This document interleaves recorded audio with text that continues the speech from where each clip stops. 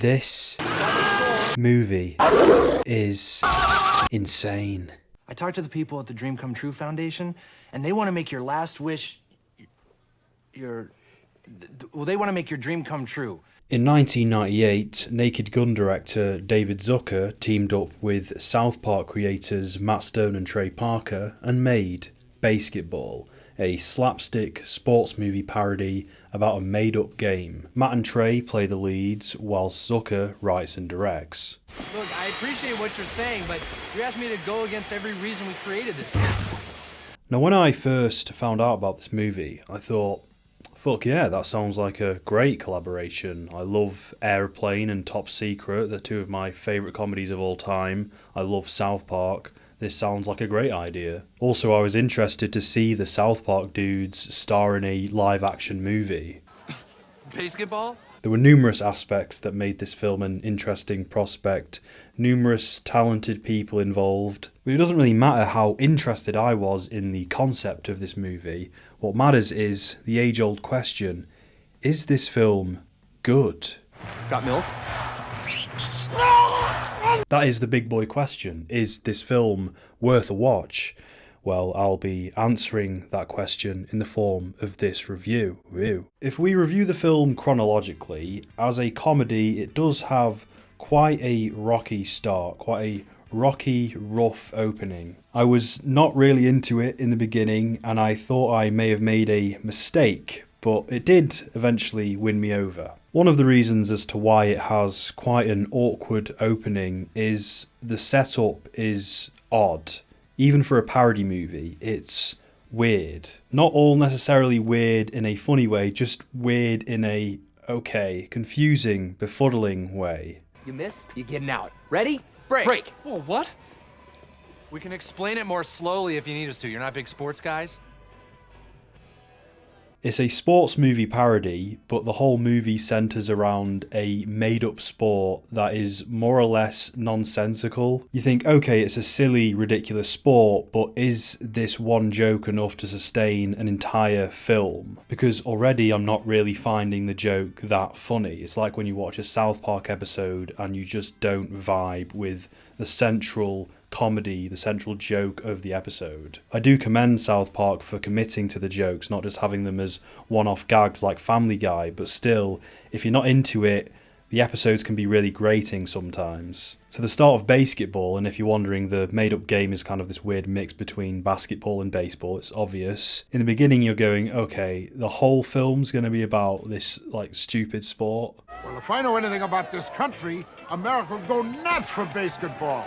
Perhaps it was also because there weren't that many funny gags near the start, and it was sort of looking like an American Pie film, which is awful to say. Plus the main characters were shown to be such degenerates in the opening scenes where it was hard to sympathise with them, even for a parody movie. Oh, one of Britney's mom's pubic hairs. Oh, God. Now the film does have this opening thesis, or this message, which is that sports has sort of lost its purity because it's become over-commercialised over the years. Too much of a business. I don't really think you're supposed to take it seriously, but that's the message. The games themselves became subordinate to the quest for money. And the whole point is that Basketball is here to bring back everything that sports is supposed to represent. So it has this underlying moral, this underlying story beneath the parody aspects, which sort of acts as the foundations of the movie. Now you might be going, well, why are you talking about this? It's just a silly film, it's all about slapstick randomness. Well, I don't agree with that philosophy. I think good parody movies need that basic structure, that basic foundation, where essentially the film on paper is kind of just a straightforward narrative. It's a basic story with functioning arcs that act as a framework for the jokes. Off-the-wall craziness is good, I do like that a lot, but it is still helpful to have that loose framework. And usually this structure will resemble the genre of the movie that's being parodied. I take South Park for example, because for me the best episodes of that show still have a solid narrative underneath the comedy, and it's a narrative that you can appreciate. And the South Park movie is fantastic narrative wise. The songs and the themes are rousing.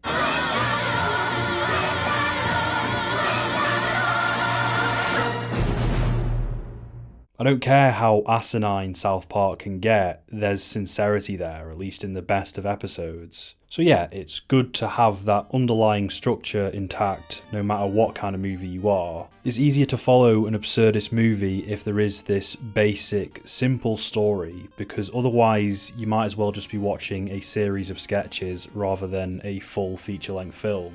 Life of Brian has a story, you're following Brian throughout that whole film, you're rooting for him. Holy Grail, it's all about the quest for the Holy Grail. Meaning of Life is a bit more scatterbrain, it's a bit more of like an anthology film, but there's still, thematically, there's cohesion. But dude, it's not about the money. It's about tradition. Anyway, back to Basketball. The plot and story, at least in the beginning, seemed too asinine to be worth following. Got milk? The thing is, in spite of everything I just said, I do respect that in some regard because it does have this anti-comedy flair to it. And having an inherently silly storyline also works. Again, go to South Park. There are some episodes there where you just describe the plot to yourself and that's enough to make you laugh. You may think I'm contradicting myself here, but I do think it's important for comedy storylines themselves to be inherently funny.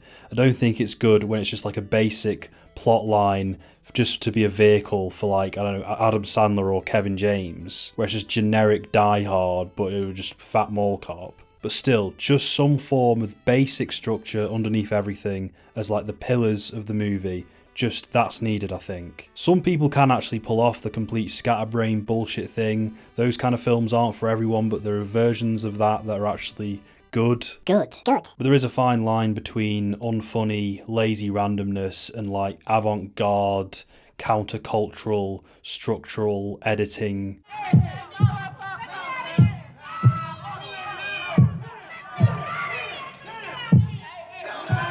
Got milk? So because of all these things, it does take some time to settle into the movie.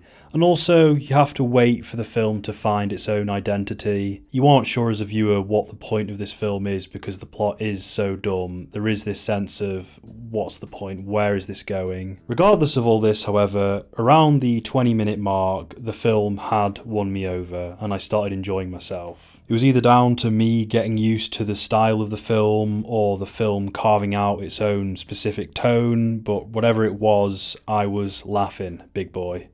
Where's the body? They buried him 2 days ago. This is a will reading.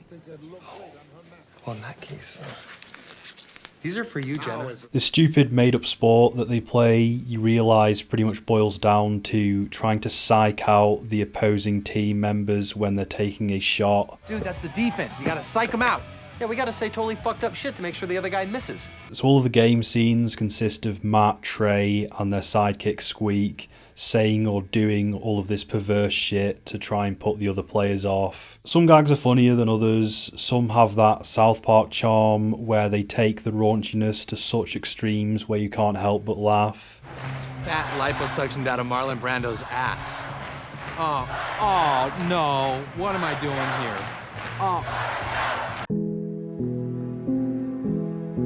It's no question that this film isn't as good as The Naked Gun or Aeroplane or other films of that ilk, so I just had to accept that early on. Honestly, I wasn't really expecting it to be on that level anyway. Oh, it's all salty and warm. Compared to those films, its humour is a lot more explicit and crude, again, veering into American Pie territory. Some of the explicit jokes are really funny because, again, you have Matt and Trey there. They know how to do that kind of comedy. Others, however, aren't so much. Again, just, yeah. Excuse me. Brittany. What are you guys doing in my mom's room? The worst jokes in the film veer into 90s comedy raunch fest territory. However, you do have a nice selection of good raunchy jokes because Matt and Trey, again, this is their wheelhouse, this is their vein of comedy. They can do gross out, explicit debauchery well. Got milk? Oh, I'm sorry. There's one fantastic locker room joke which is just perfect, but there's multiple layers to it other than the inherent lewdness. Hate to interrupt your celebration, but I have something you might be interested in. It actually does the same thing as a classic Naked Gun joke where it plays on visual genre tropes. It's that typical shot where the cynical villain derisively drops a damning document at the feet of the heroes, but here it's just this. It's the over-the-top surrealist nature of it as well that elevates it from just being a simple dick joke. Those pictures never have to see the light of day. If what? Everything else in the scene is taking itself seriously, is playing it straight, and that's also a really crucial element as to why a lot of these absurdist comedies work. Don't go too goofy, don't address the goofiness, just play it seriously, it's so much funnier. God damn it, Reamer, I told you this was gonna happen, didn't I? Hey, if you would have agreed to Kane's changes in the first place, I never would have gotten this far. And the gag goes on for quite some time, and it all works because Matt and Trey are giving these really earnest performances, not addressing it again. This is your mess, Reamer. I should have kept the team to myself. Dude, I just don't know you anymore. Enough! And I just wanted to highlight this because I didn't want to give off the impression that this film is bad just because it's raunchy, because you can have good raunchy comedy. Good. Aside from the raunchiness, however, there is also a decent amount of classic slapstick jokes in the style of your old Naked Gun films. It's over. Poor Joey, why? I'm sorry, dude. If you're looking for Joey Thomas, he's been moved next door. Oh. Some gags maybe go on a little too long and overstay their welcome, but there are some with quite a lot of charm. If a woman wants a mate who is responsive, she will reveal to him the secret of woman's duality. She will tell him about the interior woman, that one who, added to herself, makes two. And finally, you have a couple of absolute bangers in there, like I'm talking prime Zucker Brothers tier shit. Play on words, clever subversions of expectations, deconstructions of genre conventions. Well, you know, it was a team effort, and I guess it took every player working together to lose this one. Thanks, Doug. So yeah, I laughed a lot during this film. It certainly passes the Mark Commode 5-joke test, where if you laugh 5 times, it means it's a good comedy. I don't really agree with that, but still, it passes it. So by his definition, by Mark Commode's standards, this is an incredible movie. Now, another question you might be asking yourselves, another big boy question, or really it's just me asking this, but how do the South Park duo fare in these live-action lead roles? I think they do quite a good job, actually. Why don't you give it up? She doesn't even like you. Oh, and you think she has the hots for you? Shit, Squeak here has a better chance with her than you do. Hey, you think? That's low, you son of a bitch. They definitely aren't playing it as mannered or as sincere as a Nielsen, but they are bringing their own vein of comedy to it. Usually I would always say that for parody movies it works better if the lead is playing it completely straight or is deadpan, but again, Matt and Trey know how to do absurdist, ridiculous comedy. Overtly goofy performances can ruin a film like this, and if it had been anyone else, I do think it would have become tacky, but what Matt and Trey deliver here, I was happy with. I'd say it's a strange mix of sincerity and exaggerated earnestness that they evoke throughout the film. Quit thinking about yourself for a change. Dude, I'm not gonna cave in. End of story, dude. Dude. They don't maintain a perfect balance the whole way through the film, as again the silliness can get grating, but overall the silliness does work. And again, if it had been anyone else, it would have been a fucking clusterfuck, like Kevin James, Adam Sandler, David Spade, like the discount Adam Sandler. Now out of the two, Trey is definitely the true main character. He's the most likeable and charismatic. I think he's the better actor, that's why he's the lead. He is the most screen presence, and Matt Stone is definitely more so the screwball sidekick. They're also playing exaggerated versions of their true personas, and if you've seen those old pre-episode skits that they did for really early South Park, you'll know what you're in for. After we got out of jail for reenacting the Tiananmen Square massacre, we went back home and thought, wow, China is really stupid. Let's make fun of it. So we did. And of course I have this attachment to them because of South Park. I just know them. I think they're awesome. I think they're really cool. So I was bound to like them as characters. And then just after your game, we thought he was suffocating. He kept screaming, choke, choke. It's fun because in this film you can see some possible early blueprints for future South Park episodes. Like the whole thing reminded me of Stanley's Cup with the kid who was dying in hospital. The episode where they just lose and the kid dies. No hope. No hope. You can also spot different vocal mannerisms that are prominent in South Park, like, you know, when Randy goes, "Yeah, yeah, yeah, yeah," there's a lot of that. No, that wasn't a gay joke. That was an Australian joke. You also have this third side character called Squeak, who's also really likable in this. Now, dude, you're a little bitch. I am not. I don't even know why I hang out with you guys. He's essentially the short arse who's the butt to a lot of the jokes, but the guy plays it so straight, more straight than Matt and Trey. He's like a proper actor. What are you, insane?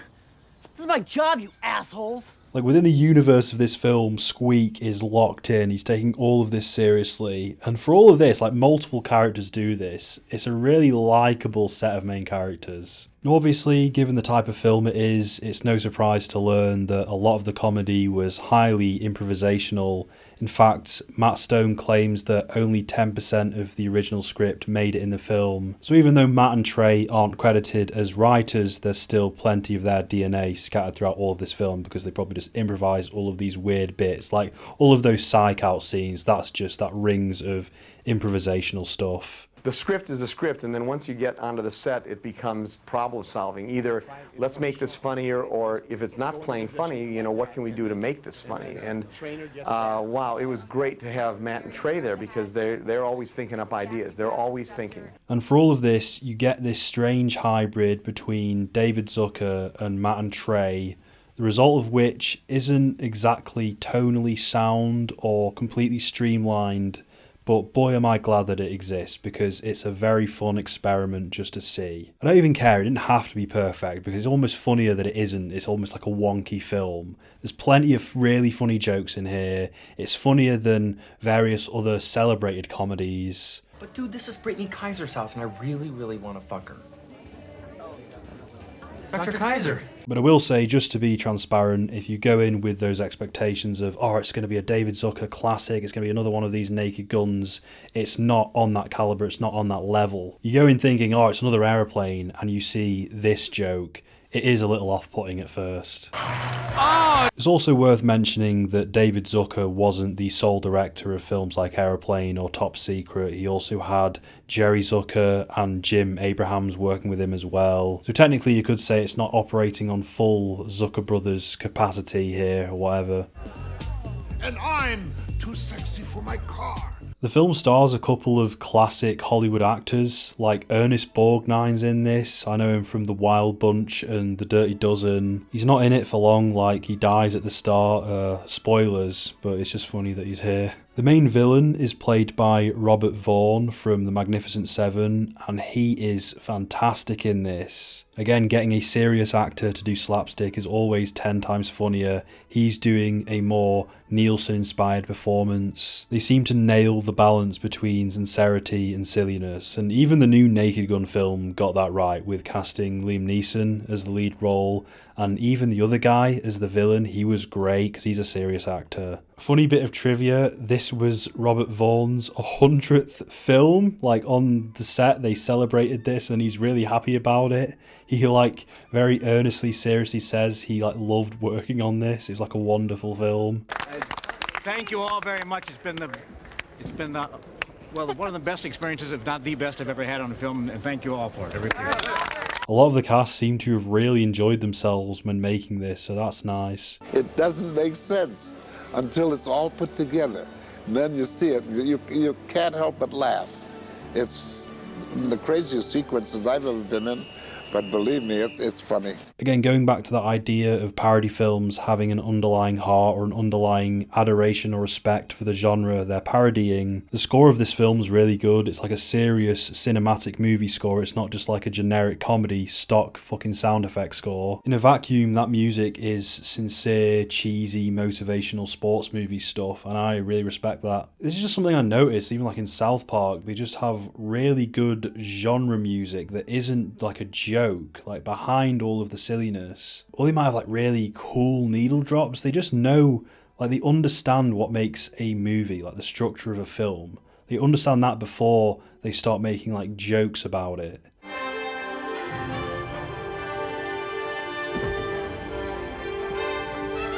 I will say this is a minor complaint, but structurally it is just sort of game after game after game, and all of the games are completely indistinguishable from each other. It's just like a series of psych outs, like, hey, here's some milk, and he squirts fucking milk out of his nipples. I guess every sports movie has that challenge of making each game scene distinct from each other, so the film doesn't feel like this stationary plot where it's all the same. But for this film, like, it's one set. They didn't make multiple fucking sets for this made up fucking goddamn game. So all, like, majority of the film takes place in this one fucking location. It didn't really bother me, but you do notice it. And if you showed me, like, any given clip of, like, one of the scenes, I wouldn't be able to tell you whether it was from the very first game of the movie or the very last. Like, there's no sense of, I don't know, build up or like climax. Just sit back and enjoy Matt Stone, Trey Parker and Squeak trying to psych out the opposing team members, because it's funny.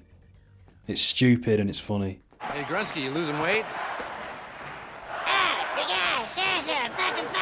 Now, as to how the concept of this film came about, basketball was apparently a real made-up sport that David Zucker came up with and played in the 80s, and he always wanted to make a film out of it. Apparently he initially wanted Chris Farley to play the lead role, but he unfortunately died in 1997, so they went with Matt Stone and Trey Parker, who were up-and-comers, having just come off their first season of South Park, and that was a huge hit. Parker and Stone allegedly agreed to do the film because they thought that their show would be cancelled by the time filming began. They're like, fuck it, we got 15 minutes of fame here, this is our one shot to be in a Hollywood film.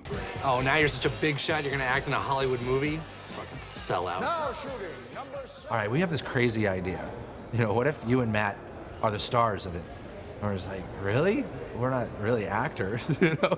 I remember the day that Trey looked at me and he said, "This will be the stupidest, dumbest movie ever made." And I was just like, we gotta do it. We have to do it. Now, how do you think this film fared at the box office? It actually did quite well. No, it didn't. It bombed horribly. I mean, what do you really expect? Like, $25 million budget, it only made $7 million back.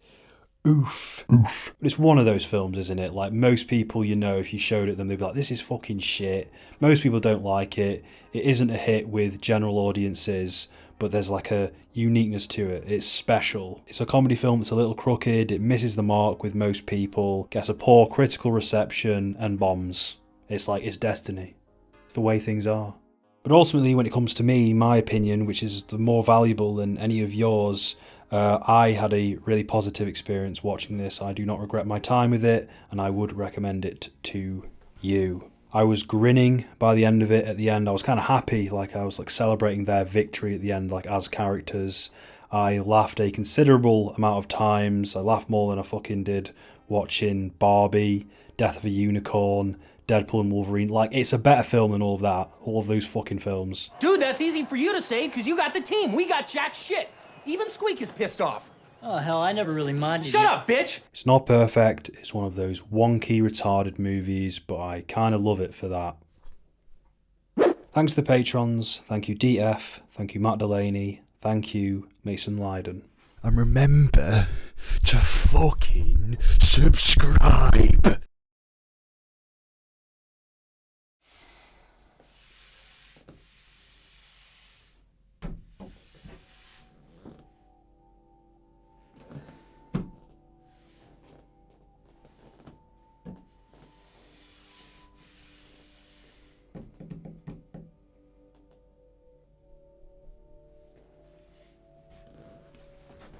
Hmm.